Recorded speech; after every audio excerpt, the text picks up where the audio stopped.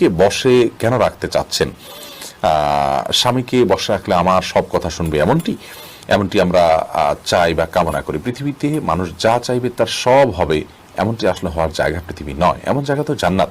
অতএব বশে রাখার জন্য আমল বলতে আমাদের সমাজে বিভিন্ন রকমের তাবিজ, কবজ, তদবির ইত্যাদির প্রচলন আমরা দেখে থাকি। এগুলো গর্হিত এবং কোনো কোনোটি শিরক এবং কুফরি পর্যায় পর্যন্ত নিয়ে যেতে পারে, বিধায় এগুলো কোনো অবস্থাতে করা উচিত নয়।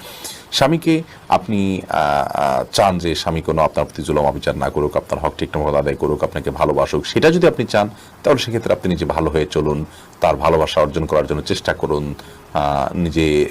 নিজেকে একজন উত্তম স্ত্রী এবং আকর্ষণীয় করে তার সামনে উপস্থাপন করুন এবং তাকে ভালো মানুষ হওয়ার জন্য বিভিন্ন দিক থেকে হেল্প করুন, আল্লাহর কাছে দোয়া করুন। এগুলো আপনার কর্তব্য।